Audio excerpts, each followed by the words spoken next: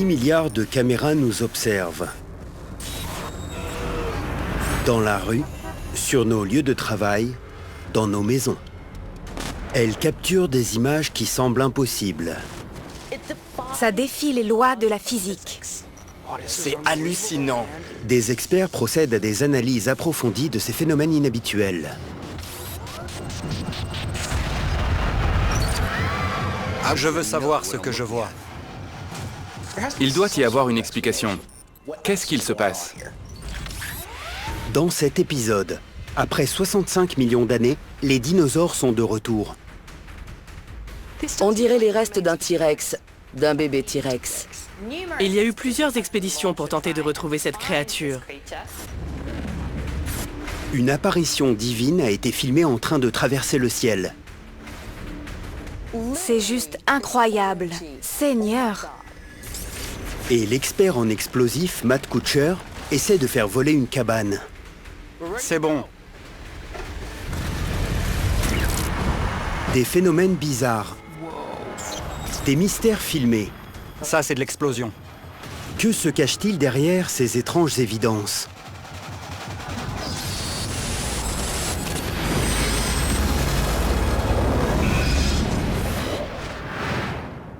जिसकी हूबहू शक्ल लगभग 90% डायनासोर से मिलती-जुलती है। Les dinosaures, ces monstres qui jadis régnaient sur la Terre. Ils ont disparu il y a des dizaines de millions d'années, mais il semblerait qu'ils soient de retour. En novembre 2017, les autorités ont dévoilé cette vidéo d'un cadavre. Il semble que ce soit celui d'un petit dinosaure. Ça fait peur. On dirait les restes déshydratés d'un T-Rex, sauf qu'ils sont minuscules. Ce n'est pas un fossile. Cet animal est mort récemment. Et quand il y en a un, il y en a souvent plusieurs. C'est peut-être un souvenir de l'ère des dinosaures. Des dinosaures se cacheraient-ils dans la jungle indienne?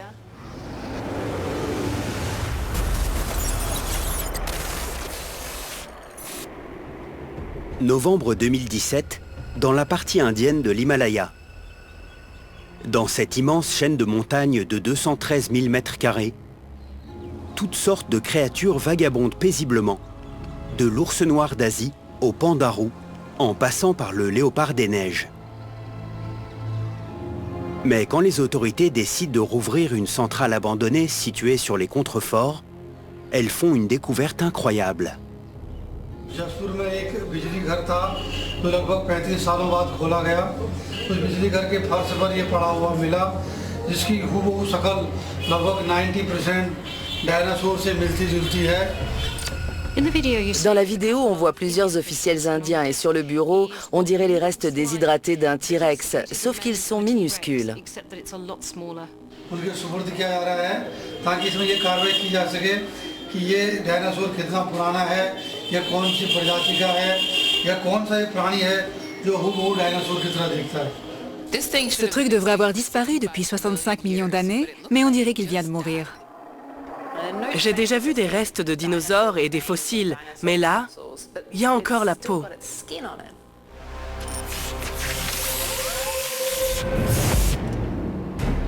Les dinosaures se sont éteints il y a 65 millions d'années lorsqu'une météorite s'est écrasée au Mexique, dans ce qui est aujourd'hui le Yucatan.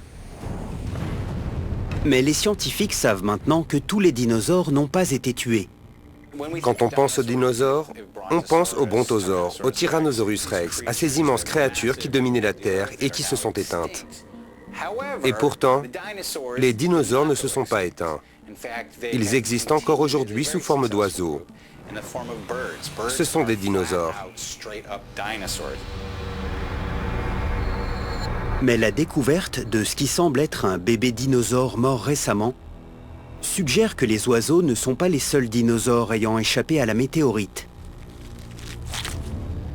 Il ne faut pas écarter la possibilité que ça puisse être une relique de l'époque des dinosaures qui a réussi à traverser les âges. Il existe une vallée près du lieu où a été découvert ce corps. Elle est surnommée le triangle des Bermudes indiens. Pourquoi? Parce que beaucoup de touristes y ont disparu sans laisser de traces. Ces disparitions seraient-elles dues à quelque chose que la science ignore? Pour en savoir plus, Jade Lovell décide de s'intéresser aux créatures modernes qui ressemblent le plus aux dinosaures. Depuis des siècles, on entend des témoignages de gens qui disent avoir vu des dinosaures. Récemment, quelqu'un a même déclaré en avoir vu dans le bassin du Congo, en Afrique.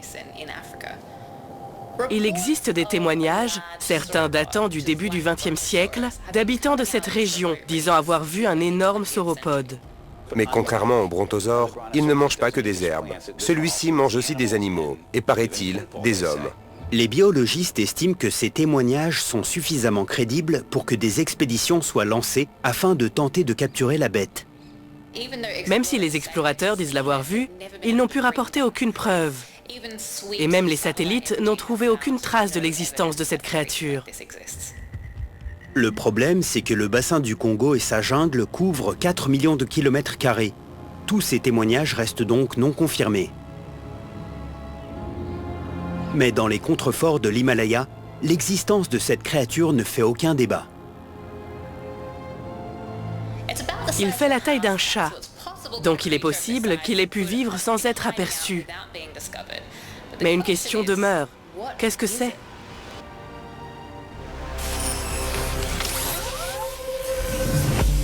Jade Lovell a du mal à identifier à quelle espèce de dinosaure il pourrait appartenir, mais ce n'est pas surprenant. Dans cette partie du globe, les dinosaures ne ressemblaient pas à ceux qu'on voit dans les livres et dans les films. C'est parce qu'il y a 120 millions d'années, les plaques malgaches et indiennes se sont séparées du Gondwana, un supercontinent, et se sont éloignées.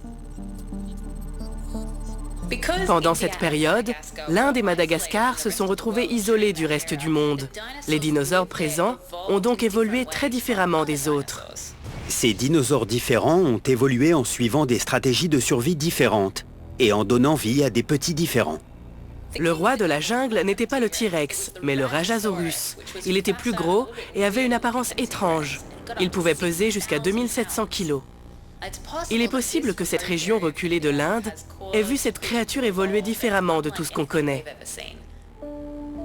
En analysant des archives sur les fossiles de dinosaures retrouvés en Inde et à Madagascar, Danny Washington trouve une correspondance possible avec la créature récemment découverte dans l'Himalaya. Il existe un petit dinosaure à Madagascar qui n'a pas été découvert, le Masiacasaurus. C'est un petit carnivore qui a à peu près le même crâne et le même squelette que le Vélociraptor. Son nom, Masiacasaurus, signifie méchant lézard. On sait qu'il a vécu à Madagascar il y a 80 millions d'années. Les biologistes savent que c'était un prédateur à cause de la forme de sa mâchoire. Mais sur le cadavre de la vidéo, les canines sont absentes. La seule véritable différence, c'est que le Masiacasaurus avait des dents hétérodontes, et donc des canines de vampire. Certains biologistes comme Stacy Ramkissoon refusent de croire que ça puisse être un Masiacasaurus. Les Masiacasaurus ont disparu il y a 70 millions d'années.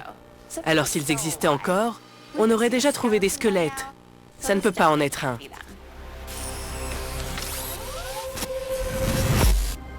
Et pourtant, la créature existe bel et bien.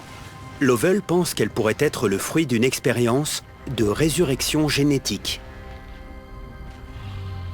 C'est un procédé qui consiste à essayer de ramener des espèces éteintes à la vie par le clonage. Théoriquement, on peut ramener des espèces éteintes à la vie si on a leur ADN. On va alors faire un épissage et utiliser un animal proche pour ressusciter l'espèce. Et à terme, on espère pouvoir faire revivre le mammouth laineux. Les scientifiques pensent être en mesure de ressusciter le mammouth laineux d'ici 2020. Ils travaillent également sur la résurrection des tortues géantes. Mais en ce qui concerne les dinosaures, cela reste controversé et sans succès jusqu'à maintenant. Ça fait des décennies qu'on essaye de cloner des dinosaures. Le gros problème, c'est que pour cloner un dinosaure, il faut de l'ADN de bonne qualité. Lorsque le cadavre se transforme en fossile, la matière organique se change en minéraux, détruisant alors une bonne partie de l'ADN. Mais il peut rester des traces. En septembre 2014, le monde scientifique a été bouleversé lorsque des chercheurs ont découvert une femelle T-Rex enceinte à sa mort dans le Montana. Dans les restes, on a retrouvé un os médulaire très bien conservé, qu'on retrouve seulement chez les ovipares.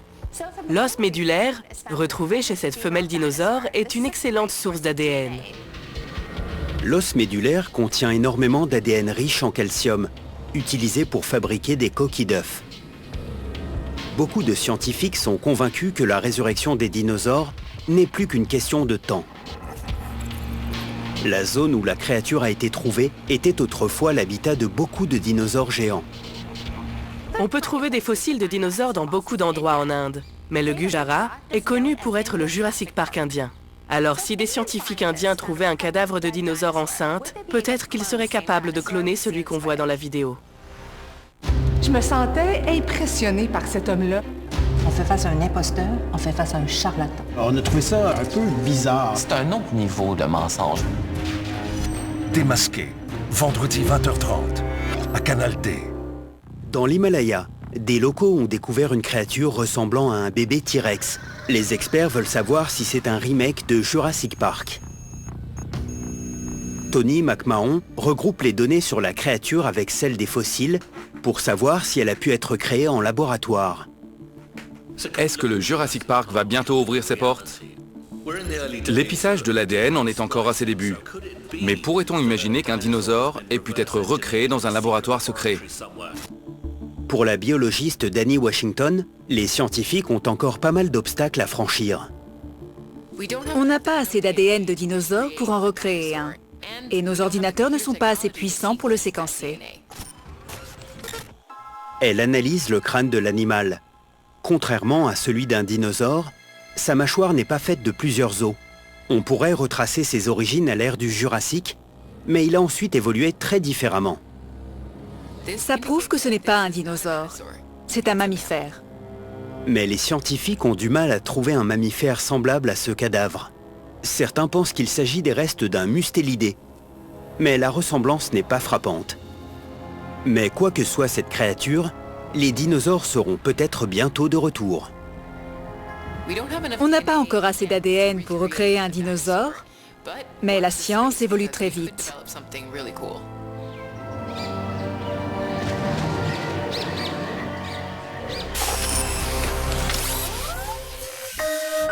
Dans le ciel de l'Alabama, plusieurs personnes sont persuadées d'avoir vu apparaître Dieu. Qu'est-ce que c'est que ça?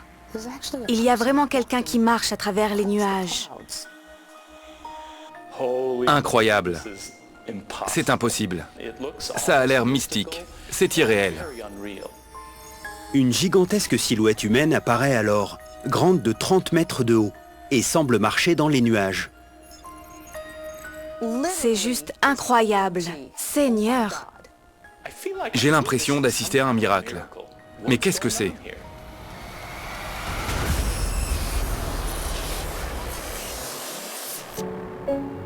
Tuscaloosa dans l'Alabama, juin 2018. De forts vents ont causé une panne de courant dans une grande partie de la ville. Crystal Washington sort pour observer la tempête en approche. Elle sort son téléphone pour filmer le ciel capricieux et lorsque les nuages s'écartent, elle enregistre quelque chose d'inexplicable qu'elle n'oubliera jamais. Pour moi, il y avait deux silhouettes dans les nuages. La première marche recourbée sur la droite de l'image et elle disparaît. La seconde suit juste derrière. Mais elle avance en se tenant droite. Je pense que c'est une manifestation divine. Ça m'a envahi. Je me suis mise à crier.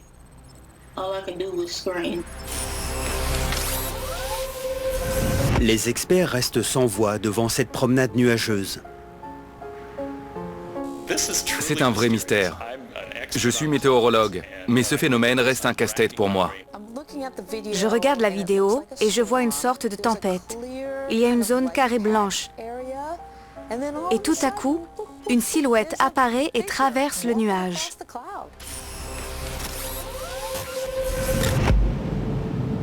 L'homme a choisi de donner aux cieux et au cosmos un sens divin, mystérieux. Nous descendons brûlés en enfer, mais nos âmes s'élèvent jusqu'au paradis. Dans l'idéologie chrétienne, après l'Apocalypse, il y aura une ascension finale que les théologiens appellent le ravissement. Je pense qu'en voyant ça, les croyants se sont dit « Ça y est, c'est la fin, c'est l'heure du ravissement, c'est maintenant ». Les mardis, tous les dangers sont possibles. Je n'avais jamais vu ça.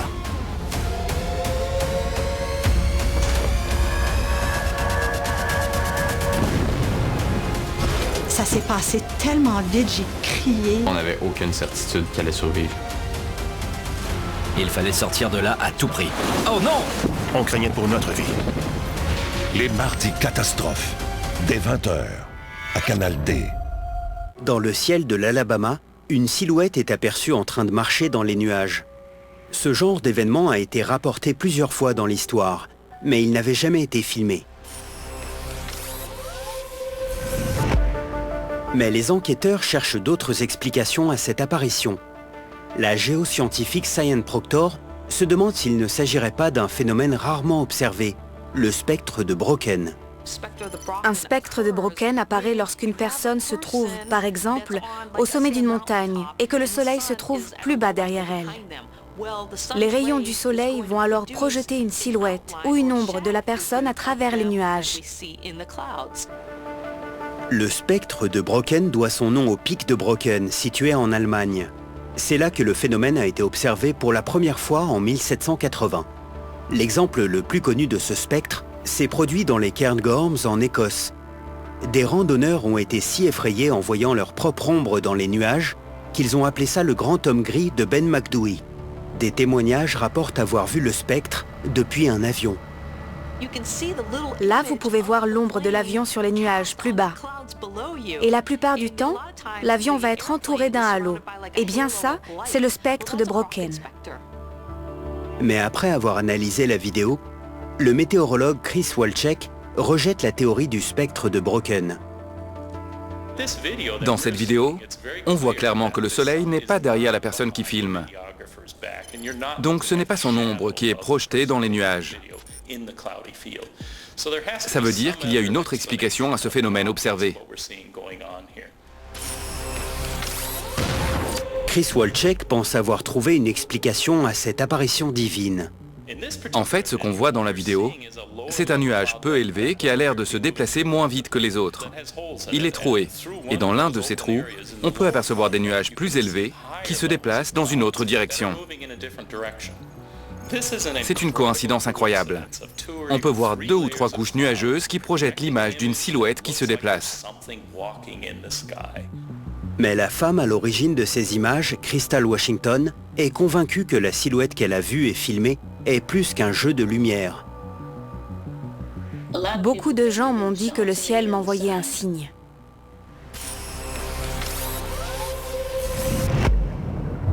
Tout de suite, d'étranges créatures tueuses émergent des fonds marins et arrivent sur Terre. Il y en a qui font jusqu'à 15 mètres de long. Partout où on a vu ces espèces de concombres, il n'y avait plus aucun poisson ou crabe dans la zone. Personne n'avait vu ça avant. Qu'est-ce que c'est? D'où viennent ces choses?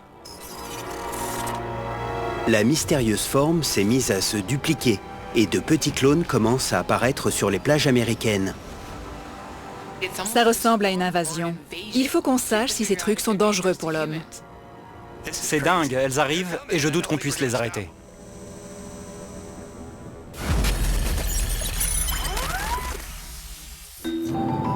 À Newport, dans l'Oregon, la plupart des habitants vivent grâce à l'océan. Je pense que c'est l'un des plus beaux littoraux de tous les États-Unis. On peut même voir des baleines depuis certaines falaises à cette époque de l'année. Il fait bon vivre ici. Mai 2017. Des promeneurs découvrent des milliers d'étranges formes translucides sur la plage. Elles semblent s'étendre sur plusieurs kilomètres de côte.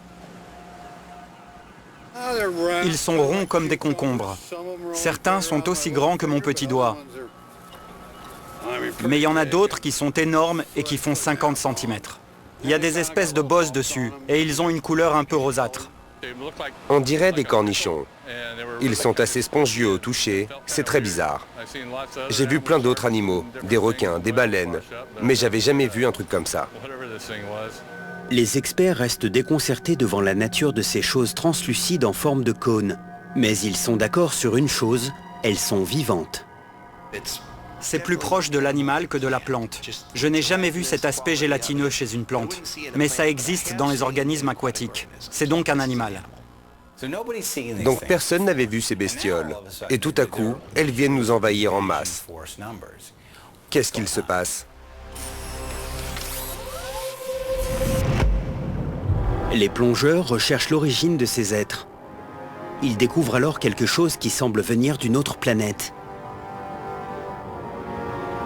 Ils tombent sur une créature qui se tortille et s'étire dans la noirceur des eaux. Elle a une bouche béante ou une ouverture d'un côté et n'a pas de tête, pas d'yeux et pas d'organes visibles. Et il y en a d'autres. Il y en a qui font jusqu'à 15 mètres de long. Elles ont l'air inoffensives, voire jolies. Mais ces étranges formes sont dangereuses. Elles tuent tout ce qui est autour d'elles. Partout où on a vu ces espèces de concombres, il n'y avait plus aucun poisson ou crabe dans la zone. Ça devient de véritables zones fantômes. Dani Washington est biologiste marine. Elle étudie la vie aquatique depuis des années. Mais elle n'avait jamais vu une chose pareille. Peut-être que ce qu'on voit sur la côte ouest est une nouvelle espèce, qui est en fait une évolution d'une autre créature. En voyant cette chose étrange qu'aucun spécialiste n'arrive à identifier, on est obligé de se demander s'il ne s'agit pas d'une nouvelle espèce. Mais les nouvelles espèces ne sortent pas de nulle part. Alors d'où vient celle-ci? Nous avons montré la vidéo à Chris O'Brien, un journaliste d'investigation, afin qu'il nous dise si cette créature a un lien avec l'accident nucléaire survenu de l'autre côté de la planète. On est obligé de penser à la catastrophe de Fukushima. C'est un désastre environnemental dont les effets se font encore sentir au Japon plusieurs années après. Ça a sans doute impacté la vie aquatique du Pacifique. Le 11 mars 2011, un tsunami frappe la centrale nucléaire de Fukushima, au nord-est du Japon, faisant entrer en fusion les cœurs des réacteurs 1, 2 et 3. 1000 fois plus de radiations ont été rejetées dans l'océan Pacifique durant cette catastrophe nucléaire que pendant celle de Tchernobyl. C'est la pire catastrophe environnementale de l'histoire de l'humanité.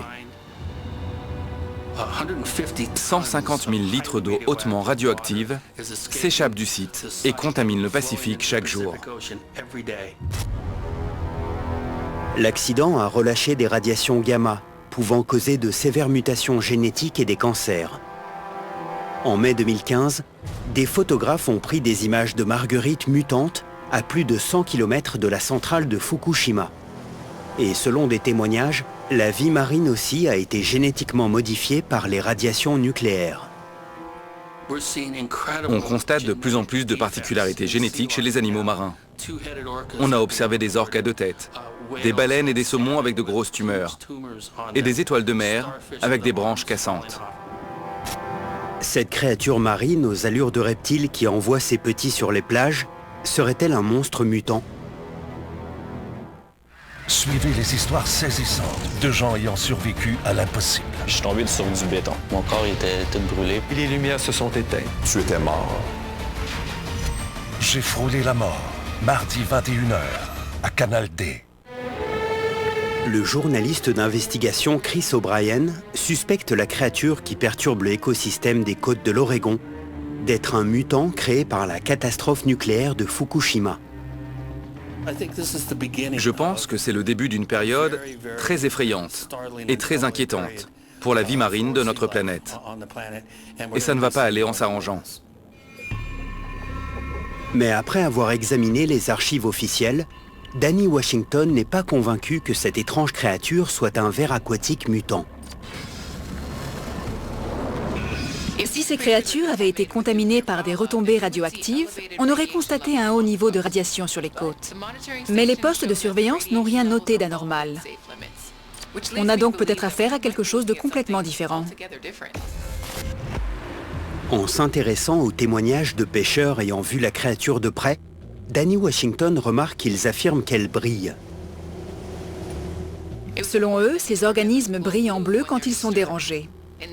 Il faisait jour dans la vidéo, donc c'était difficile de s'en rendre compte. Mais vu leur forme inhabituelle, leur corps vide, l'absence d'organes et le fait qu'ils brillent en bleu, je dirais que ce sont des pyrosomes. Pyrosome signifie corps en feu en grec ancien. Cette créature s'illumine comme une torche. Mais fait plus étrange, Danny pense qu'il ne s'agit pas d'une seule créature, mais de plusieurs qui fusionnent pour former une énorme bête. Ils peuvent devenir très grands et mesurer jusqu'à 18 mètres, c'est-à-dire autant qu'une jeune baleine bleue. Ils utilisent l'eau pour avancer. Ils absorbent celle près de la surface et l'expulsent pour se propulser. D'ordinaire, on ne trouve des pyrosomes que dans les eaux chaudes des tropiques, mais des eaux inhabituellement chaudes dans le Pacifique, conjuguées à un fort courant El Niño, ont permis à ces envahisseurs de migrer vers le nord et d'atteindre les côtes américaines, menaçant de faire un massacre dans l'océan. Les pyrosomes mangent du poisson, du plancton et des larves. Ils pourraient faire des ravages dans la vie aquatique. Tout de suite, deux ouvriers marchent paisiblement le long d'un bâtiment durant une belle journée. Quand tout à coup, les cabanes ne volent pas. Elles volent dans les airs avant de s'écraser. C'est complètement dingue et totalement inattendu. Heureusement qu'elle n'a emporté personne avec elle. il n'y a ni tempête ni ouragan dans la région. Alors comment cet abri a pu s'élever et s'écraser devant une caméra? Il faut beaucoup de force pour soulever un abri de plusieurs tonnes. Alors qu'est-ce qui a bien pu faire ça? Ça me rappelle un passage du Magicien d'Oz où Dorothy voit plein d'objets disparaître dans le ciel sans pouvoir faire quoi que ce soit. «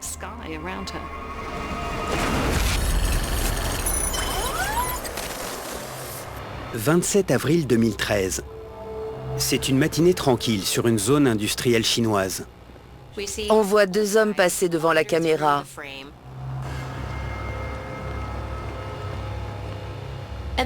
Et tout à coup, un abri s'envole. Il flotte dans les airs et s'écrase sur la caméra. Ces types ont eu de la chance. Il aurait pu tuer quelqu'un. On dirait que cet abri a été soulevé par une force invisible. Il y a deux questions importantes. Qu'est-ce qui a pu soulever l'abri? Et pourquoi il n'y a que cet abri qui s'envole? En analysant les images à la recherche d'indices pouvant expliquer ce qui a bien pu déplacer cet abri, Dave Farina remarque un détail crucial. Sur la vidéo, on voit plusieurs objets qui ressemblent à des réservoirs de gaz comprimés. Il est possible que ça ait un rapport. Une baisse de pression soudaine peut transformer un réservoir en arme mortelle. Le principe du gaz sous pression, c'est que cette pression est due à une très forte compression des molécules de gaz entre elles. Et si jamais ces molécules sont relâchées trop rapidement, une incroyable force va être alors générée. Selon Dave Farina, c'est l'explosion soudaine d'un gaz non inflammable, comme du dioxyde de carbone ou du nitrogène, qui a fait voler l'abri à travers le parking. Soit une bonbonne de gaz pressurisée a expulsé son contenu vers le toit, soit la bonbonne elle-même a été projetée vers le toit, et ça a soulevé l'abri.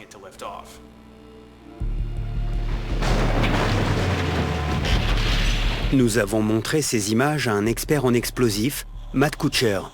Il a 20 années d'expérience et a travaillé pour des productions hollywoodiennes. Il ne croit pas à la théorie de Dave Farina. On ne voit aucun débris d'une bonbonne sur les images. Et on ne voit pas de bonbonne volée. Il n'y a rien. Donc je pense pas que ce soit la bonne explication.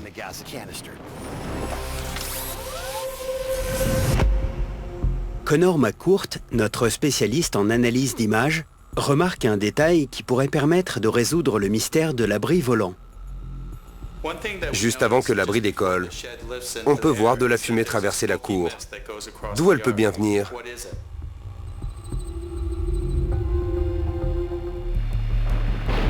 En Chine, un abri s'envole mystérieusement avant de s'écraser au sol. L'expert en explosifs, Matt Kuchar, pense que c'est une fuite de gaz qui est à l'origine de ce phénomène. Il va nous prouver sa théorie en faisant une expérience. On parle d'une zone industrielle, un endroit où il est probable qu'il y ait une fuite de gaz. Donc là, on va essayer de voir si une partie du gaz a pu lentement s'enflammer et finalement faire s'envoler l'abri. Alors ce qu'on va faire, c'est qu'on va provoquer une fuite de propane qui va remplir la chambre de la bonbonne et l'enflammer. Comme ça, on verra si on pourra faire voler quelque chose comme dans la vidéo. La plupart des gens vont penser que le propane s'enflamme très vite, comme s'il explosait, mais c'est pas le cas. Là, le gaz n'est pas sous pression. On va juste remplir le contenant pour le faire décoller comme une fusée. La cabane ne pourra pas le contenir. On utilise du propane parce que c'est le gaz qui a le plus de chances de faire décoller l'abri. Kutcher et son équipe gonflent des sacs avec du méthane pour faire comme si la cabane se remplissait lentement de gaz. On ne va pas remplir l'abri au maximum, mais on va avoir besoin d'un déclencheur pour savoir exactement quand il décollera. C'est pour ça qu'on a fabriqué un petit dispositif électronique. Quand on l'activera, le propane s'enflammera et boum. Prêt ?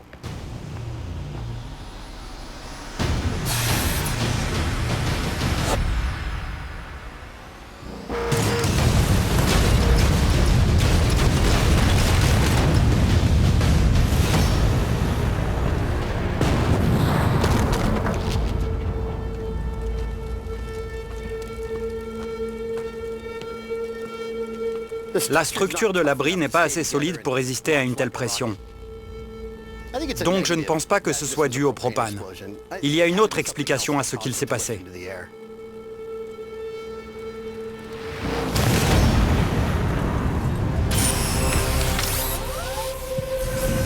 Kiki Sanders se demande si l'abri n'aurait pas été délibérément projeté dans les airs avant d'être relâché.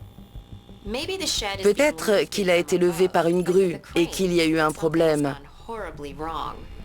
On ne peut pas voir le toit de l'abri sur les images, donc il est possible qu'il soit attaché à une grue ou à un câble. Le récent essor industriel chinois a causé une augmentation du nombre d'accidents. La Chine fait partie des pays où les conditions de travail sont les plus dangereuses. 40 000 personnes sont mortes à cause d'un accident sur leur lieu de travail en 2017. Les chutes de grues y sont plus courantes qu'en Occident. Les grues peuvent être très dangereuses. Ce sont des machines très délicates et si elles manquent d'équilibre, un accident peut arriver. En 2017, une grue s'est écrasée sur une camionnette. 7 personnes sont mortes et 2 autres ont été blessées. Connor McCourt a travaillé comme analyste d'images pour la police de New York. Il a plus de 20 ans d'expérience dans le domaine. Si la théorie de la grue est exacte, il devrait voir une ombre traverser l'image. Quand je zoome sur cette partie de l'image, je ne vois aucune trace de l'ombre d'une grue. S'il y en avait eu une, on aurait dû pouvoir la voir. À suivre. Les caméras de surveillance auraient-elles filmé un fantôme aztèque? Quand on connaît l'histoire de la femme qui pleure, ça fait peur de savoir qu'on se tient peut-être juste à côté d'elle. Alors comment cet abri a-t-il pu s'envoler? Dans l'immensité du monde, les enjeux sont nombreux. Pour tout comprendre, DocuD, mercredi 21h, à Canal D. Les experts tentent de résoudre le mystère de l'abri volant chinois. Dan Durda est planétologue. Il a remarqué la présence d'une étrange brume juste avant que l'abri ne décolle. On dirait qu'il y a une sorte de lueur. Peut-être que quelque chose était mal fixé et que l'abri a été soulevé par un tourbillon de poussière. Les tourbillons de poussière se produisent dans des zones arides. Ils peuvent atteindre plusieurs centaines de mètres de haut et aller jusqu'à 120 km, l'équivalent d'une tornade. Ils sont créés par l'énergie solaire. La chaleur au sol va générer des courants d'air ascendants. Et cet air va se mettre à tourner sur lui-même, comme une mini-tornade. Selon les archives de l'aviation, les tourbillons de poussière ont causé plus de 100 accidents aux États-Unis, dont 5 furent mortels.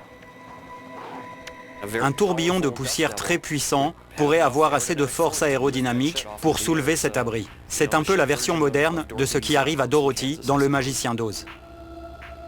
Les tourbillons de poussière sont assez courants, mais celui qu'on voit sur les images a l'air très puissant. Ça nous rappelle à quel point la nature peut être surprenante. Tout de suite, une caméra de surveillance enregistre une femme dans une usine. Les gardiens vont à sa rencontre. Sur les images, on distingue clairement les gardiens et la femme. Pourtant, sur place, ils sont incapables de la voir alors qu'elle se tient juste à côté d'eux.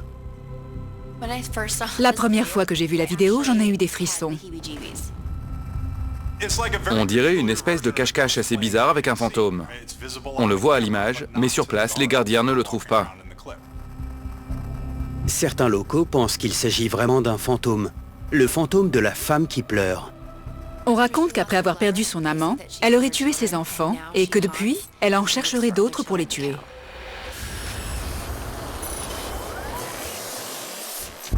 Au Mexique, des caméras de surveillance protègent une usine. Sur l'une d'entre elles, une femme va apparaître. 2 gardiens vont alors se rendre sur les lieux pour lui demander ce qu'elle fait là. Ça me donne la chair de poule, parce qu'on peut la voir. On voit ses jambes, sa robe, et on dirait qu'elle a une capuche. Les gardiens, restés devant leurs écrans, peuvent voir la femme. Mais pour ceux sur place, elle est introuvable. Ces types tournent en rond pour retrouver la femme, mais ils ne voient rien. On peut les voir chercher, éclairer avec leur lampe à la recherche de quelque chose, mais ils ne trouvent rien du tout. Pourtant, on voit clairement une silhouette fantomatique sur la vidéo. Leurs collègues observent la scène avec stupéfaction alors qu'ils éclairent la femme sans la voir. C'est alors que les choses vont prendre une tournure encore plus étrange. Ils avancent vers elle et la traversent. Cette caméra de surveillance aurait-elle enregistré quelque chose d'invisible à l'œil nu? Comment cette caméra peut-elle voir cette femme sans que les 2 personnes autour en soient capables? Qu'est-ce qu'il se passe?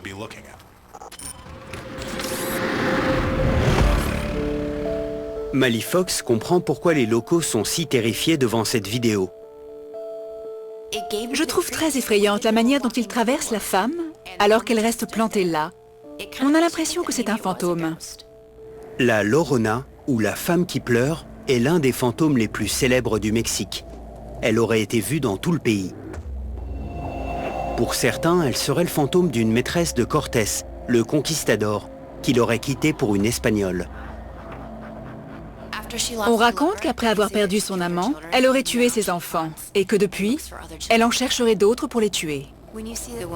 Quand on connaît l'histoire de la femme qui pleure, ça fait peur de savoir qu'on se tient peut-être juste à côté d'elle. La Llorona a même été aperçue aux États-Unis. De récents témoignages font part d'une femme pleurant le long d'un canal dans l'Arizona et sur une route en Californie.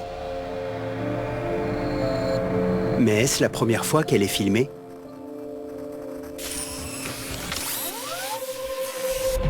Le physicien Chad Orzel décide de revisionner les images pour essayer de trouver une autre explication à ce phénomène. Quand les gardiens arrivent devant la femme, ils nous empêchent de la voir à l'image. En observant les images, j'ai l'impression qu'il y a bien une silhouette, mais qu'elle est loin de la caméra. Elle est forcément au même niveau, mais pour une raison que j'ignore, ils ne la voient pas. Il examine les images plus attentivement. Quand le premier gardien allume sa lampe, il va éclairer le visage de son collègue, mais pas la silhouette. Ça me laisse penser que la caméra filme quelque chose par terre derrière eux. Alors qu'est-ce qui pourrait bien être visible pour la caméra, mais pas pour les gardiens sur place? La meilleure hypothèse, c'est qu'il doit y avoir une espèce de trompe-l'œil peint au sol. Un trompe-l'œil est en fait une illusion d'optique. Celle-ci va être peinte de manière à reproduire une personne ou un paysage sous un certain angle. Chad pense que la silhouette de la vidéo a peut-être été placée juste derrière les gardes. Quelqu'un a dessiné cette silhouette sur le sol de manière à ce qu'elle soit visible à la caméra et en s'assurant qu'on ne puisse pas la voir sur place. Le problème, c'est qu'il n'y a aucune trace d'une effraction commise par les auteurs de ce trompe-l'œil. Et il n'y a pas d'explication scientifique évidente pour expliquer ce qu'on voit sur les images.